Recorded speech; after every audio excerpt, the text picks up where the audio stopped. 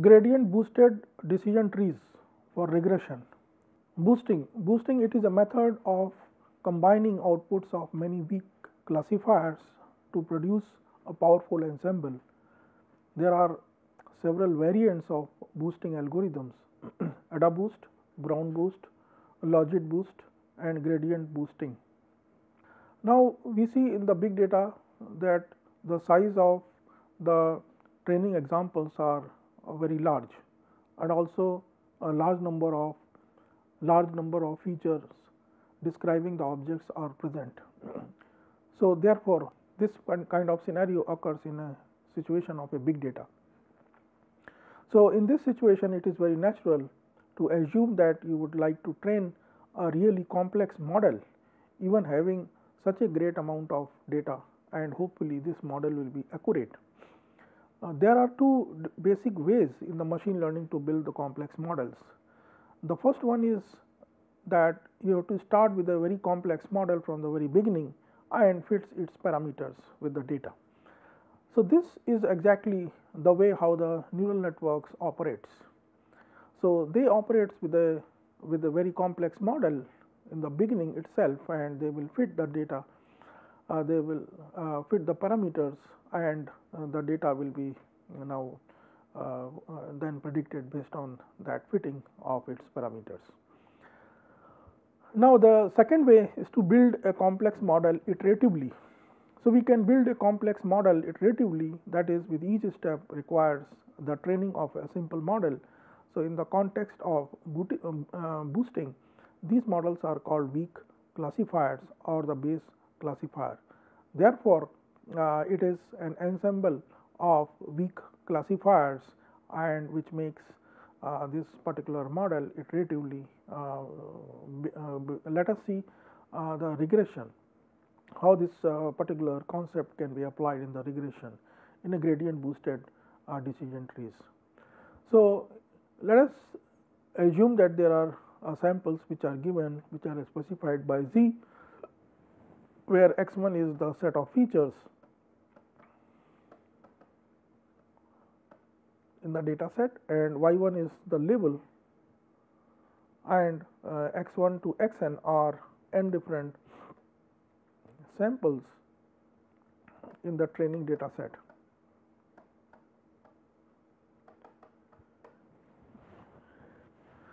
Now, the goal here is to find an fx using this training set such that this particular minimum of fx minus y square, and the summation of this is the minimum such error will be there.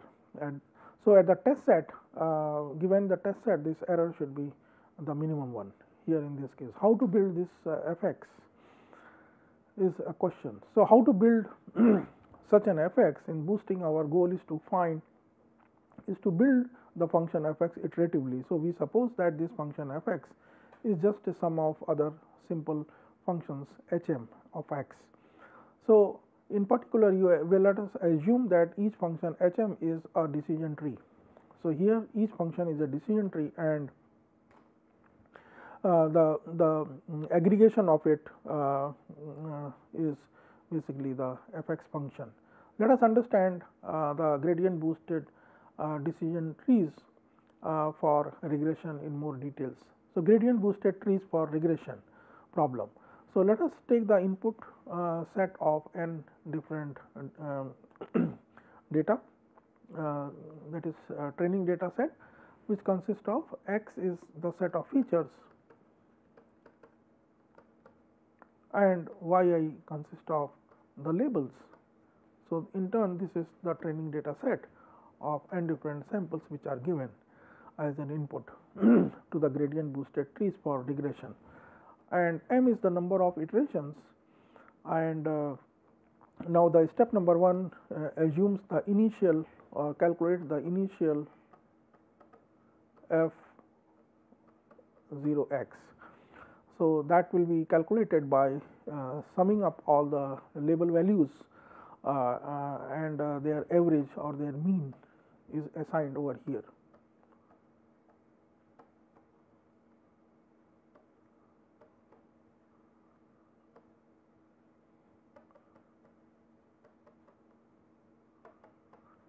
So, it will take the mean of the label values from the training data set, and that becomes f0 or the initial f0 function, initial fx function.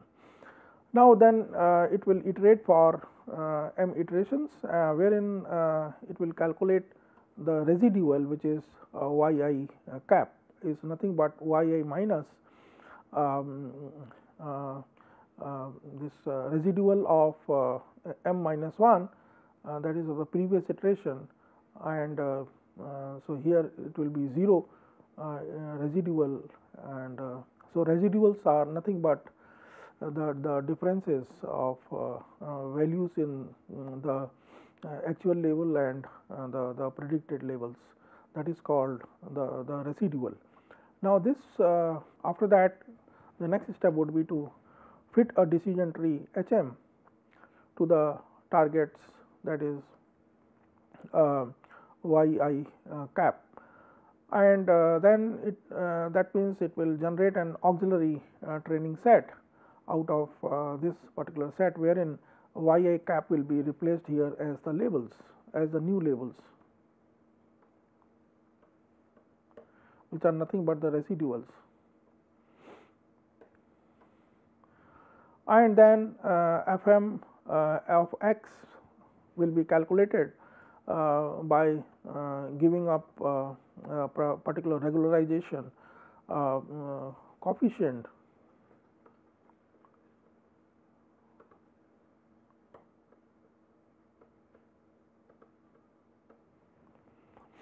and therefore it will calculate the value of fm, and in this manner it will iterate and compute all that things. Now, as far as regularization coefficient, that is nothing but I mean, it is recommended to be less than 0.1 here in this case.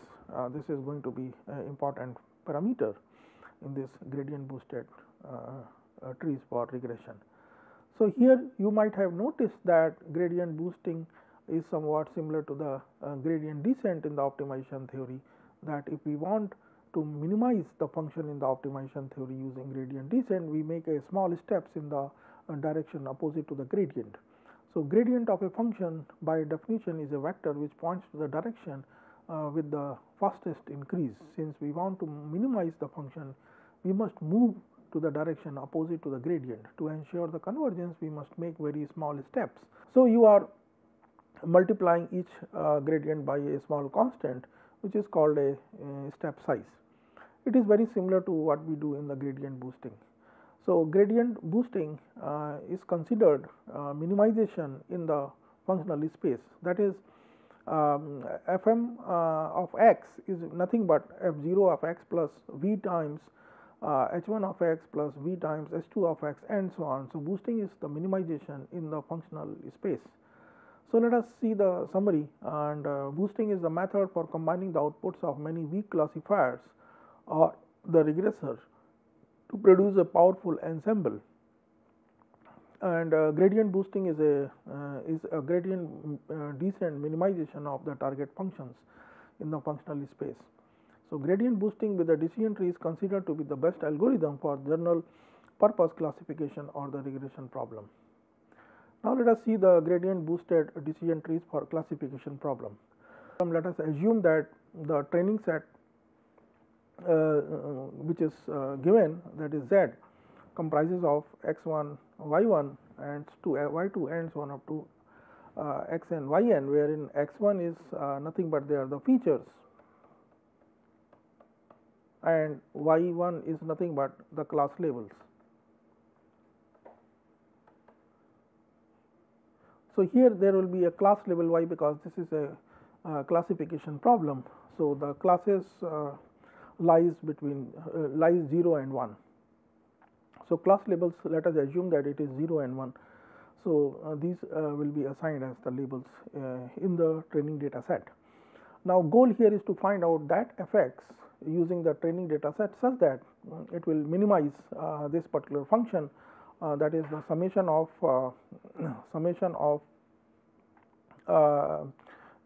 fx which is not equal to the label of y. So, that means the label f(x) is the predicted value and y is the target label. If it is not matching, so that becomes an error, and the summation of all such misclassification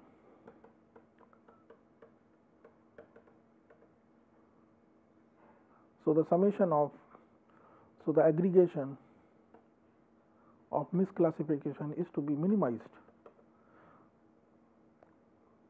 So that should be the value of f(x) which can achieve this, so that this particular prediction can be applied on the test data set. So test data set consists of x1, y1, x2, y2 and so on up to xn. So how to build this f(x) is the problem of gradient boosted decision trees. So gradient boosted trees for classification, here we have to see how we are going to build such a function f(x). So we use the probabilistic method by using the following expression. So the probability where y is equal to 1 given x is given by this equation, that is 1 upon 1 plus exponential of minus to the raised power of summation of m is equal to 1 to m hx, where hx is the decision tree. So therefore the value of probability function lies between 0 to 1. Therefore we model the probability of belonging of an object to the first class, and here inside the exponential there is a sum of HMs and each SM is a decision tree. So we can easily check that each expression for the probability will always be between 0 and 1. So it is the normal regular probability. This particular function is called the sigmoid function, which maps all the real values into the range between 0 and 1. So this particular sigmoid function is 1 upon 1 by 1 plus e raised power minus x. So here also the same equation is appearing, 1 by 1 plus exponential to the power of minus fx. This is called sigmoid function. So let us denote the sum of HMs by fx. It is an ensemble of decision trees. Then you can write the probability of the belonging to a first class in a simple way using fx, and the main idea which is used here is called the principle of maximum likelihood. So what is this principle of maximum likelihood? So likelihood is the probability of absorbing some data given the statistical model. If we have the data set with an object from 1 to n, then the probability of absorbing such data set is the multiplication of probabilities of all single objects. The multiplication is called likelihood, and here that can be expressed likelihood as the multiplication of the probabilities for all single objects. That is nothing but probability of y1 given x1 dot probability of y2 given x2 and so on to probability 1. So therefore it comes out to be the multiplication of all the probabilities, and now likelihood function we have to calculate. So the principle of maximum likelihood can be given by this algorithm to find a function fx which maximizing the likelihood, which is equivalent to find fx maximizing the logarithmic of the likelihood. Since the logarithmic is the monotone function, so that can be represented here in this case, that the logarithmic of the probability of all y1s given x1, and this particular summation here is called qf, and we have to find out the maximum of qf, that is which will maximize the likelihood. So we have to find out that fx which will maximize the likelihood. Hence we have to fit a distribution in this data set by way of principle of maximum likelihood. So we will denote it by q of f, the logarithmic of the likelihood, and now it is the sum of all the logarithms of the probabilities, and you are going to maximize this particular function. Now you will use the shorthand for this logarithmic, that is capital L by yi and fx of I. So, it is the logarithmic of the probability, and here we emphasize that this logarithms depends actually on the true label, that is yi, and our predicted values, that is fx of I. And now q of f is the sum of the logarithm of yi and fx of I. So, logarithm of yi and fx of y is nothing but given as given as the log of the probability of yi given xi, and which is nothing but qf is nothing but the summation of all i's from 1 to n, and the logarithmic of yi and fx of I. So, yi is the true label for the ith data object in the set, and fx of I is the predicted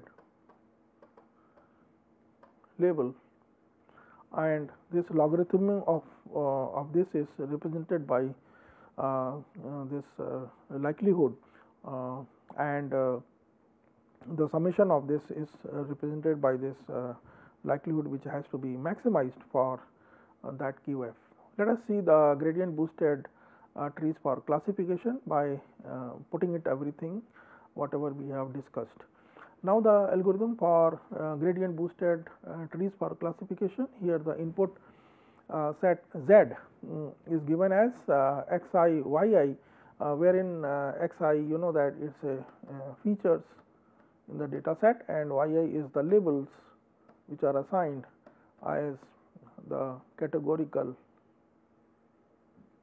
type, that is labels are given, and m is the number of iterations, and for the first class, the part of the objects of the first class is p of 1, and f0 of x is equal to log of p1 minus p1 by 1 minus p1, and for iterating between from 1 to m, so we will find out the gradient, that is gi is equal to differentiation of this likelihood function L of yi and fm of xi.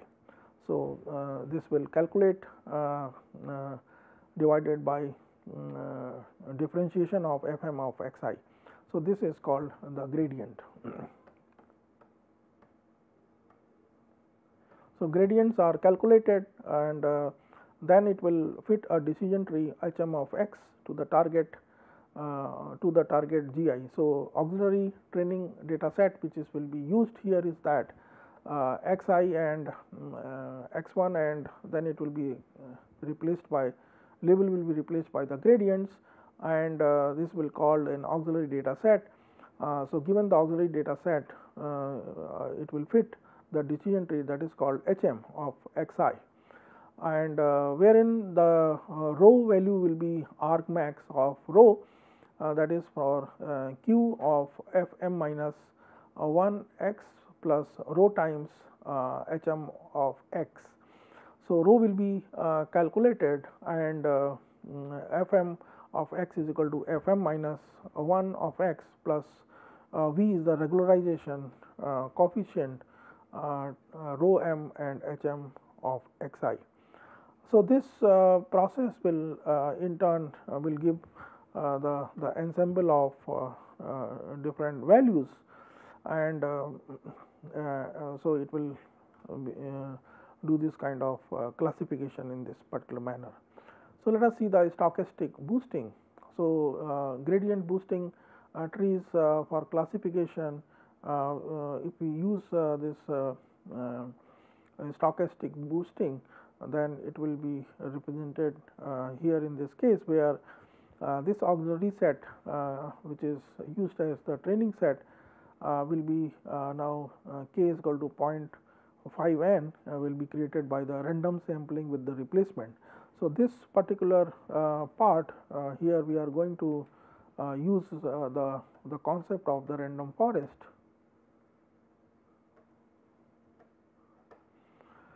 for the bootstrap generation of the data set.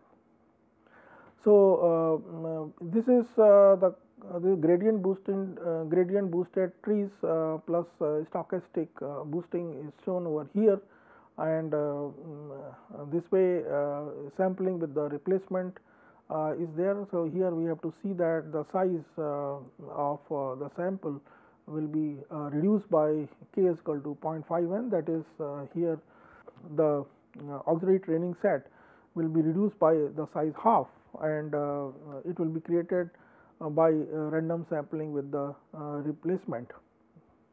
And this is called the concept of bagging, which will be used over here in the stochastic boosting.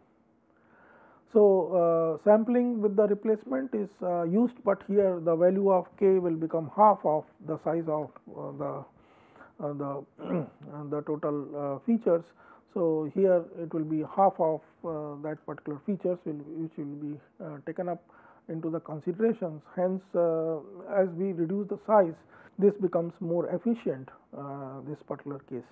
So, let us see the tips for the usage. First of all, it is important to understand how the regularization parameter works. In this figure, we can see that the behavior of the gradient boosted decision trees with the two variants we can see with the parameter 0.1 and 0.05, that is 0.05. So, we can see that this one 0.1 is not that accurate, and 0.05 is more accurate. So, what happens here is that initial stage of the learning, at the initial stage of the learning, the variant that is 0.1 is better, but because it has the lower testing error. But later on, so at each iteration you measure the testing error of our ensemble of on the hold out data, but eventually the variant with the lower regularization, that is 0.05, reach the lower testing error. Finally, this variant turns out to be the superior. So, it is very typical behavior, and you should not stop your algorithm after several dozens of iterations. So, you should proceed over until it converges. So, convergence happens when your testing error does not change a lot. The variant with the lower regularization converges more slowly, but eventually it builds a better model. So, the recommended learning rate should be less than or equal to 0.1 that we have already seen, and the bigger your data set is, the larger it will be the number of iterations it should have. So, the recommended number of iterations ranges from several hundreds to the several thousands. Also, the more features you have in your data set, the deeper will be your decision tree, and there are very general rules because the bigger your data set is, the more features you have, the more complex model you can build without overfitting in this particular scenario. So, summary, it is the best method for general purpose classification and regression problems. So, it automatically handles the interaction of the features because in the core it is based on the decision trees which can combine several features in a single tree. But also this algorithm is computationally scalable. It can be effectively executed in the distributed environment, for example, in the Spark. So, it can be executed on top of the Spark cluster. But also this algorithm has very good predictive power, but unfortunately the model are not interpretable, and that problem we have also seen in the random forest, but here the predictive power is better than the random forest. So, the final ensemble effect is very large and cannot be analyzed by the human experts. So, obviously, it is not having the good interpretation of this due to the complex nature of this particular model. So, there are always a trade-off in the machine learning between the predictive power and interpretability, because the more complex and accurate your model is, the harder is the analysis of this model to be interpreted by the humans. Spark ML based decision trees and ensembles, we have to see the programming aspect of it. How using Spark ML we will now use the decision tree and ensembles. So, here we will talk about Spark-ML for doing classification regression with the ensemble trees, and first we will see that we have to first see the decision trees, how the decision tree will be implemented over Spark-ML, and then we can extend it for the random forest and gradient boosted trees. So, the first step here is to create the Spark context and the Spark session, which is shown here in this particular steps, that we have to create the Spark context, and we have to also create the Spark session, and this Spark session is required for building the data frame. And then we can download the data set, and now we can see the data set. After downloading the data set into data frames, and then we can see the features that it has. The data has an ID number and the label, that is categorical label, which can be denoted by 0 and 1, or you can say that it is M and B finally, which will be converted into 1 and 0. So, this particular data set has the features, and it has the labels, and it has an ID. So, there are three different important parameters it has. So, let us take this particular case where all these important parts are there in the data set. So, now we can further look into the data set. We can see that these data set have, so these data sets, so these features are the result of the analysis, and it has around 569 different examples in the data set. And first we all need to transform this label, which is given in M or B, to the numeric value, and using string indexer object we can do this, and that is the string indexer object will create this into the label values, into the numeric values, and then we can create the data frame, which is stored in the distributed manner on the cluster. So, this particular data frame will be created with the label and the feature. So, these two parts will be used up in the data frame, which will be input to our system. So, string indexer, and then it will transform, so that all the values will become here. So, all these labels will be converted into the values using string indexer. So, now after label index, all these label values are converted from letter to the numeric values. So, here you can have this numeric value either 1 or it is 0 as the label values. So, we have now two important things. One is the feature, and the other is label indexed in the data frame, which is shown over here. This particular data frame will be now used for further analysis. Now, then we will make the training test splitting into the proportion 70 to 30. That means 70% is the training portion,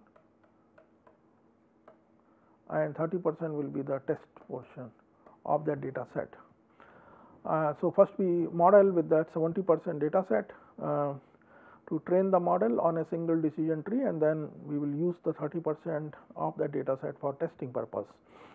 So, this is to be done in this particular manner using random split of 70 by 30, and then we will train the decision tree model using decision tree classifier, and will apply the label indexed in this particular case, and then we will fit the decision tree on the training data set. So, this will become this will build a model called a decision tree model. It will build,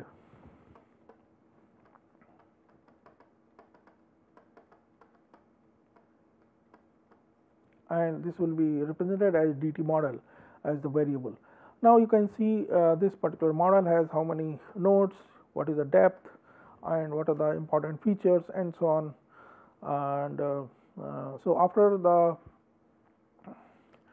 these things, now we are making the import decision tree classifier. How we can create the class that is responsible for the training, and then we call the method fit to the training data and obtain the decision tree model that we have shown. Now, so the training was done in a very fast manner, and now we have to see the results.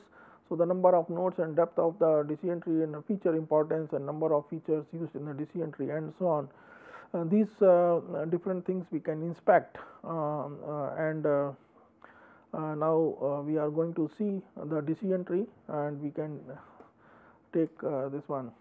So we can print this decision tree model, and you can see that it is nothing but an if then else, and then that means all the internal nodes of a decision tree, and finally the leaf will be having the predictions. So once the decision tree is built, now we can use this decision tree for the test data to obtain the predictions. So now we can use the test data and use the same decision tree model, and now we will perform the predictions. So so the predictions are now there, and then we will evaluate this particular the predictions using multi-class classifier evaluator. We will evaluate these predictions which are done by this one decision tree for its accuracy. So what we will find here is that accuracy is very high, and the error is very less, and so the testing error is only 30%. So the model is quite accurate. So with only 3% error, the model is quite accurate, and now we are going to see the another method which is called gradient boosted decision trees. So first of all, we import the data and then create the object which will do the classification, and here we are specifying the label column as label index that we have seen in the previous example also, and the features column as the features. Actually, it is not mandatory to specify the feature column. We can do it either using the assignment or without this argument. Now the thing is, after having done this, now we will fit this particular model and apply this particular gradient boosted classifier using labeled index and the features that we have seen. Now we will fit this particular model onto the training data set, and we will get the model, that is gradient boosted decision tree model.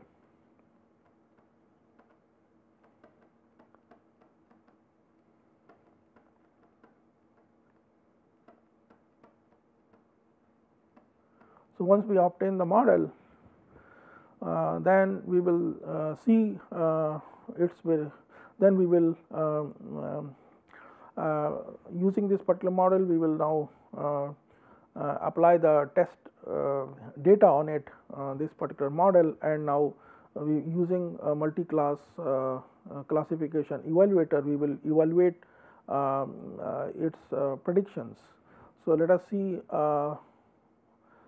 So this we are going to do 100 iterations, and default step is 0.1. So after that, so we will see that here the accuracy, here the error is here the test error is quite. So basically, this has improved over the decision tree model. Now we are going to see the random forest, and random forest again the same data set we will take, but here the classifier we are going to change as random forest classifier, and we will fit the training data on random forest classifier, and we will get a model which is called random forest.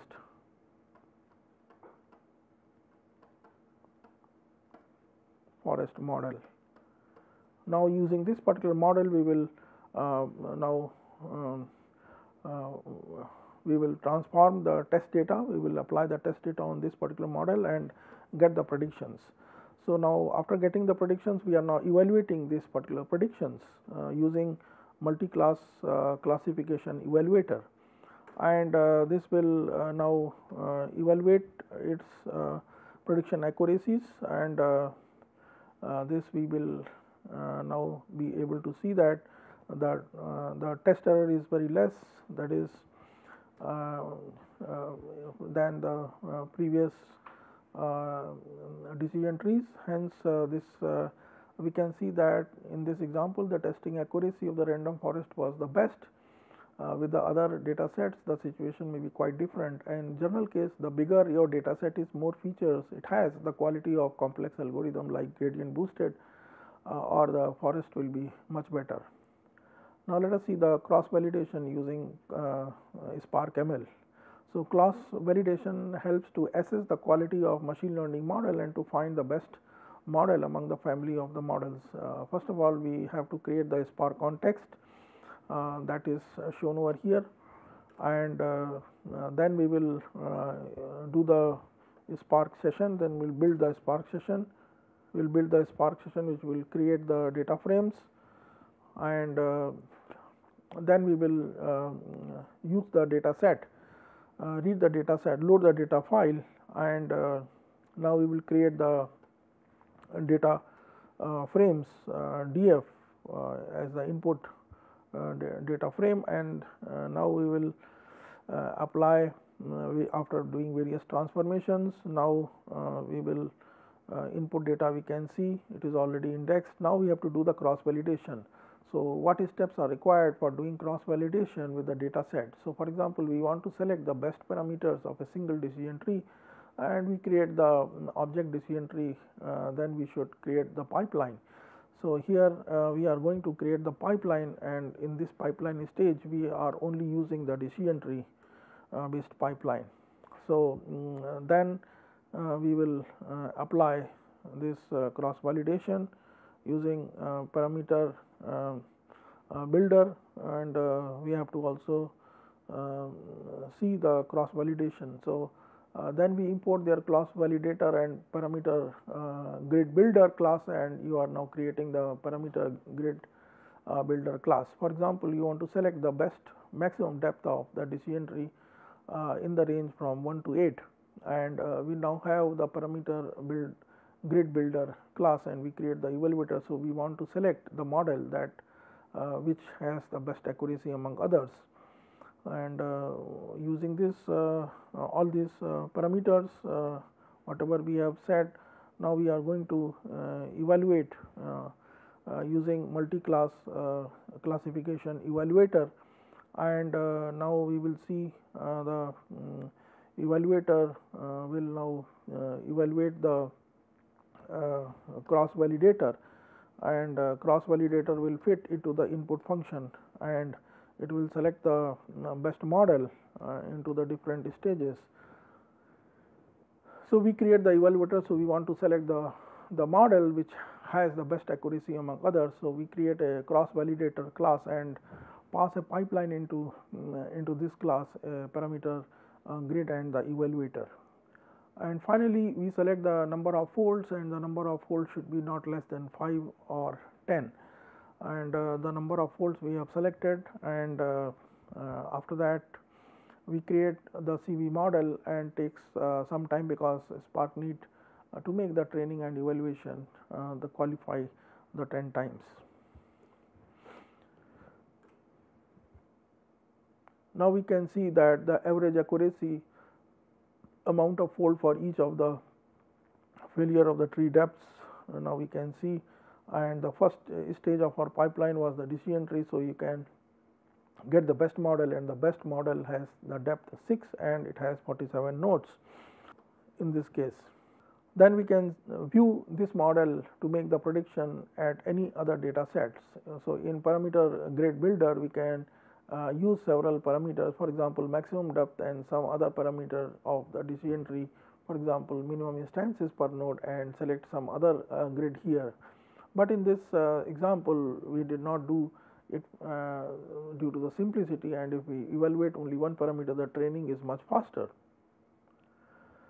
So, conclusion: in this lecture we have discussed the concept of random forest, gradient boosted decision trees, and we have also covered a case study using Spark ML programming on decision trees and other learning tree ensembles.